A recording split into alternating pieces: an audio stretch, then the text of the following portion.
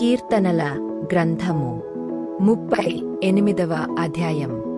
యెహోవా, కోపోద్రేకము చేత నన్ను గద్దింపకుము, నీ ఉగ్రత చేత నన్ను శిక్షింపకుము.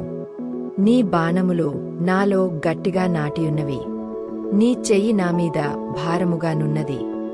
నీ కోపాగ్ని వలన ఆరోగ్యము నా శరీరమును విడిచిపోయెను.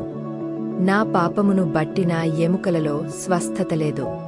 నా దోషములు నా తలమీదుగా పొర్లిపోయినవి, నేను మోయలేని బరువలే అవి నామీద మోపబడియున్నవి. నా మూర్ఖత వలన గలిగెన నా గాయములు దుర్వాసన గలవై స్రవించుచున్నవి. నేను శ్రమచేత మిక్కిలి కృంగియున్నాను, దినమెల్లా దుఃఖాక్రాంతుడనై సంచరించుచున్నాను. నా నడుము తాపముతో నిండియున్నది, నా శరీరంలో ఆరోగ్యము లేదు. నేను సొమ్మసిల్లి బహుగా నలిగియున్నాను, నా మనోవేదనను బట్టి కేకలు వేయుచున్నాను. ప్రభువా, నా అభిలాష అంతయు నీకే కనబడుచున్నది.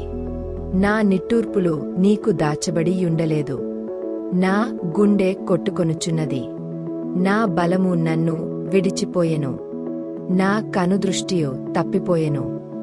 నా స్నేహితులును నా చెలికాండ్రును నా తెగులు చూచి ఎడముగా నిలుచుచున్నారు. నా బంధువులు దూరముగా నిలుచుచున్నారు. నా ప్రాణము తీజుచువారు ఉరులు ఒడ్డుచున్నారు.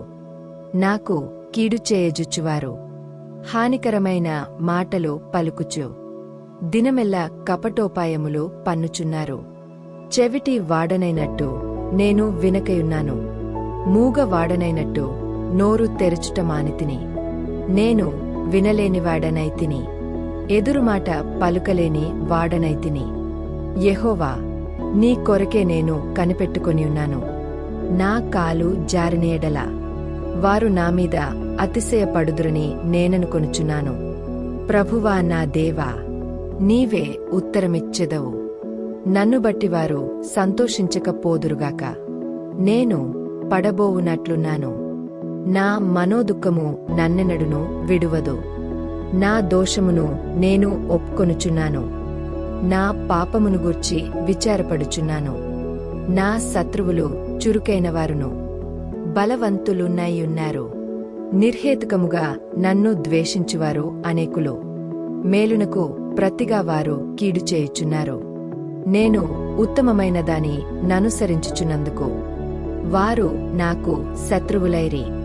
యెహోవా, నన్ను విడువకుము. నా దేవా, నాకు దూరముగా నుండకుము. రక్షణకర్తవైన నా ప్రభువా, నా సహాయమునకు త్వరగా రమ్ము.